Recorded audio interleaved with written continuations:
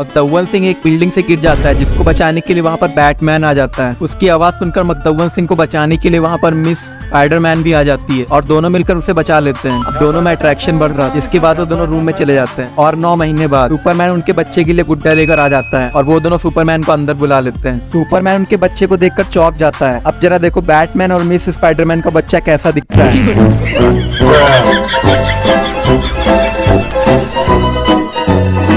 चाचा कोरोना से निपट गए थे, जिसकी वजह से माहौल काफी गर्म था और सब लोग बहुत दुखी थे। पर अचानक से चाचा कब्र में से उठ जाते हैं। चाचा को देखकर सब चौंक जाते हैं और दादी खुश भी हो जाती हैं। लेकिन चाचा अजीब अजीब हरकतें करने लगते हैं और दादी समझ नहीं पाती आखिर ये चाचा कर क्या रहे हैं। वो हरकतें चाचा नहीं बल्कि जतीन और कुणाल कर रहे होते हैं। चाचा तो मरे ही हुए थे।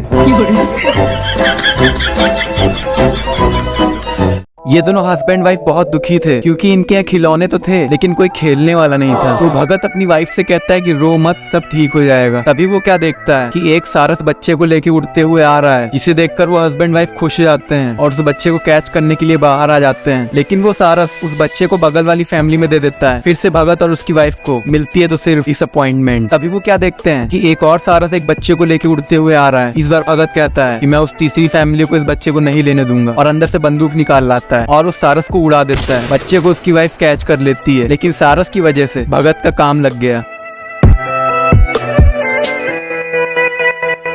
अंकल और आंटी पहली बार ओमेगल पर मिले होते हैं, जिसके बाद वो रेस्टोरेंट में आके मिलते हैं। अंकल पहले से बहुत बदले हुए लग रहे थे, जैसे उन्हें आंटी में कोई इंटरेस्ट ही नहीं था। लेकिन आंटी भी प्लान के साथ आई थी। वो अंकल को गुमराह करती हैं और उनके प्लेट में प्यार की दवाई डाल देती हैं। जिसके बाद जब अंकल खाना खाते हैं तो उनके दिमाग में कुछ केमिकल लोचा होता है, जिसके बाद वो सच में प्यार करने लगते हैं, लेकिन प्लेट से। उनकी हवस काबू नहीं होती है, वो वहीं पर पैड उतार कर लेने लगते हैं प्लेट की।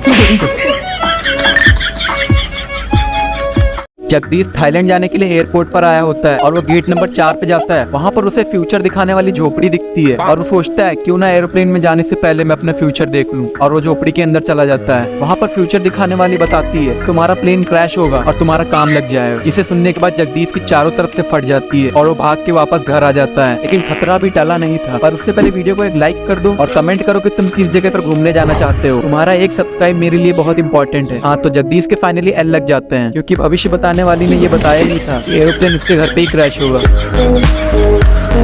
अश्मिता ने तिलक के लिए बहुत ही प्यार से खाना बनाया होता है, लेकिन जब अश्मिता वो खाना तिलक के पास लेके जाती है तो तिलक खाना अश्मिता के मुंह पे फेंक के मारता है, मतलब कि उसे खाना पसंद नहीं आता है और अश्मिता हो जाती है बहुत ही उदास। लेकिन तभी उसे याद आता है कि उसे तो हिप्नोटाइज करना आता है और वो शुरू हो जाती है तिलक को हिप्नोटाइज करने में, और तिलक सच में हिप्नोटाइज हो जाता है। वो बिना कुछ कहे सारा खाना खा लेता है, लेकिन अश्मिता उठा लेती है फायदा और वो तिलक को कूड़ा कचरा ला के देने लगती है। लेकिन तिलक बेचारा हिप्नोटाइज था, तो चुपचाप कूड़ा कचरा खाए ले रहा था और इधर अश्मिता को भी बहुत मजा आ रहा था ये सब करने में। लेकिन आगे चल के अश्मिता का हिप्नोटिज्म उस पर ही भारी पड़ गया। पर उससे पहले यार वीडियो को थोड़ा सा सपोर्ट तो कर ही सकते हो ना, वीडियो को लाइक और शेयर कर दो बस। अश्मिता तिलक को कूड़ा कचरा खिला ही रही होती है, लेकिन उसका पैर फिसल जाता है और तिलक की थाली में गिर जाती है। इसके बाद जो होना था वो हो गया, अश्मिता का काम लग गया।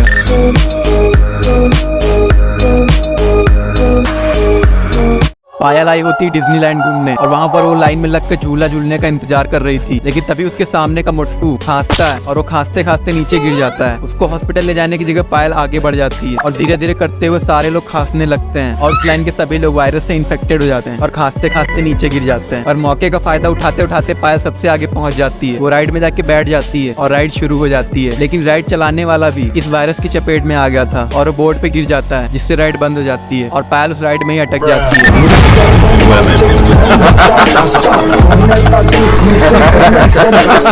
मुगल मामा टॉयलेट में बैठकर हक्कू कर रहे होते हैं। अभी वो क्या देखते हैं कि गांड पोंछने के लिए पेपर खत्म हो गया है। तो वो दरवाजे से बाहर झांक कर देखते हैं तो उन्हें पेपर दिख जाता है और वो चुपके से गांड छुपाते हुए पेपर तक पहुंच जाते हैं। लेकिन मुगल मामा देखते हैं कि वहाँ पर भी पेपर खत्म हो गया है और तभी कोई दरवाजे से अंदर आ जाता है। तो मुगल मामा बहुत जल्दी से भाग लेते हैं टॉयलेट में। लेकिन मुगल मामा ने बहुत ही अच्छे कर्म किए थे, जिसका मीठा फल लौटाने के लिए वहाँ पर परी आ जाती है। लेकिन मुगल मामा तो गांड के नशे में ही मशरूफ थे। वो परी को पकड़ के उसी से गांड पोंछ लेते हैं और टॉयलेट में फेंक देते हैं।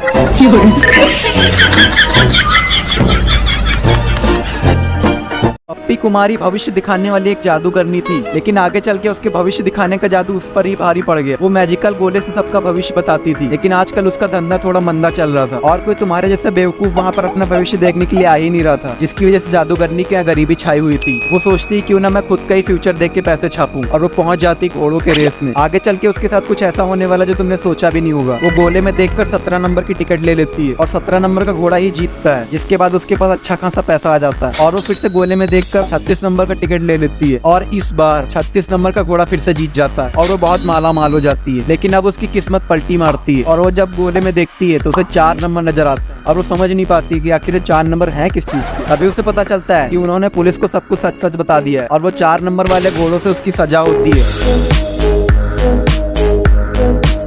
केवड़ा लाल अपनी बुआ के साथ अमेज़न के जंगल में घूमने के लिए आया होता है, लेकिन उसकी बुआ जंगल में कहीं खो जाती है। केवड़ा लाल उन्हें ढूंढ ही रहा होता है। अभी उसे बहुत बड़े पैरों के निशान दिखते हैं। केवड़ा लाल इतने बड़े पैर के निशान को देखकर डर जाता है और सोचता है कि आखिर इतने बड़े पैर के निशान किसके हो सकते हैं। तो वो उन पैरों के निशान के पीछे पीछे जाने लगता है और उसे तभी दिखाई पड़ता है एक बड़ा सा गड्ढा। तो वो तुरंत ही उस गड्ढे में जाके देखता है कि आखिर उसमें है क्या। उसमें बहुत सारी पत्तियां पड़ी होती हैं और उसे समझ नहीं आ रहा था कि आखिर है क्या। तो वो जानने के लिए अंदर गड्ढे में कूदता है और पत्ते उठा के देखता है और उसमें निकलती है टट्टी, क्योंकि वो बंदर के हगने की जगह थी।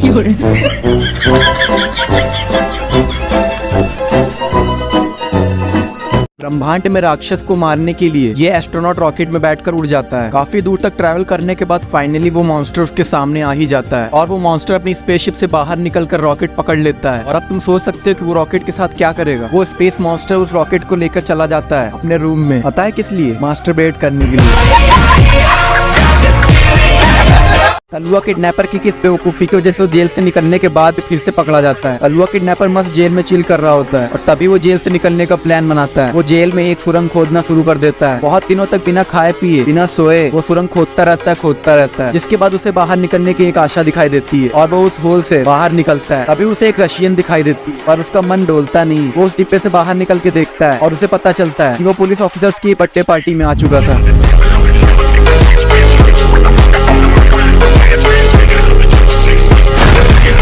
तन्वी बाथरूम आई होती है, तभी वो देखती है कि उसकी नाक पर एक दाना है। तो त्रिशा आके उस दाने को फोड़ देती है, जिसके बाद दोनों मिलकर खूब हंसते हैं। तभी तन्वी बताती है कि त्रिशा तुम्हारे मुंह पर भी एक दाना है, जिसे त्रिशा फोड़ देती है और फिर से दोनों हंसने लगते हैं और फिर से तन्वी के एक दाना निकलता है, जिसे फोड़ के दोनों फिर से हंसते हैं। गौरीला के नाक पर भी एक दाना होता है। गौरीला जब उसे फोड़ता है तो उसके दाने के मलबे से सुनामी आ जाती है। आशीष एक सीरियल किलर था, जिसे टारगेट मिला होता है इस दादी और उसके बच्ची को टपकाने का। आशीष जब उस दादी और उसकी छोटी सी बच्ची को देखता है तो उसे बहुत बुरा लगता है और वो इमोशनल हो जाता है। वो फैसला करता है कि मैं इन्हें नहीं मारूंगा और तुरंत हेडक्वार्टर पहुंच जाता है बॉस के पास और सारी गन वन वहाँ पे डाल देता है और कहता है अब मैं ये मर्डर का काम छोड़ रहा हूँ।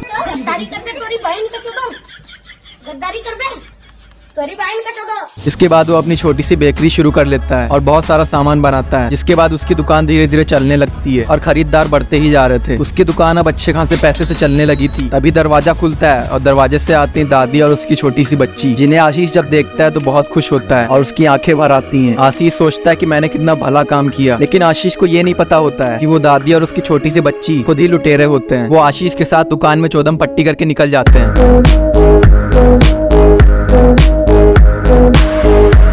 डॉक्टर जी आकर इन बूढ़े बीमार लोगों से कहते हैं कि आज हम पप्पी झप्पी वाला गेम खेलेंगे और वो उनके बीच में बोतल घुमा देता है और वो बोतल बूढ़े अंकल आंटी की तरफ आ जाती है और वो दोनों एक प्यारी सी पुच्ची कर लेते हैं। इसे देखकर बगल वाली दादी बहुत एक्साइटेड हो जाती है, कहती है इस बार मैं बोतल घुमाऊंगी, पर उसकी बोतल एक मरियल पपलू की तरफ घूमती है और वो कोशिश में लग जाती है बोतल को और दूसरी तरफ खिसकाने में। दादी फूंक मारकर बोतल दूसरे की ओर कर देती है, लेकिन जब वो किस लेने के लिए बढ़ती है आगे, अब उसे पता चलता है उसके सामने तो यमदूत बैठा है और दादी का काम तमाम।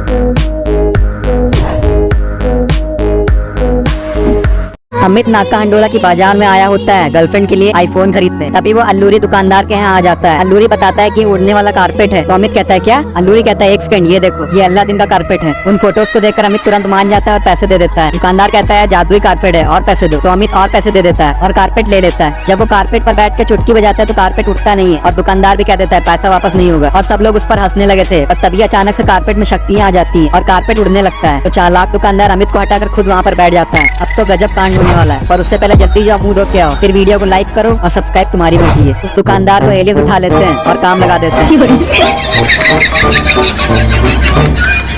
चिंटू की मम्मी चिंटू को आइसक्रीम खरीद कर देती है और उधर पैसा देने लगती है। इधर चिंटू आइसक्रीम का मजा लेने लगता है, लेकिन चाटते चाटते आइसक्रीम नीचे गिर जाती है और कुत्ता खा लेता है, जिसके बाद वो हक के चला जाता है। उसकी मम्मी जब पलट कर देखती है तो कहती है आइसक्रीम गिरा दी चिंटू तुमने, और वो वही आइसक्रीम भर के वापस उसे पकड़ा देती है। उन्हें स्वाद तब पता चलता है जब वो उंगलियां चाटने लगती है।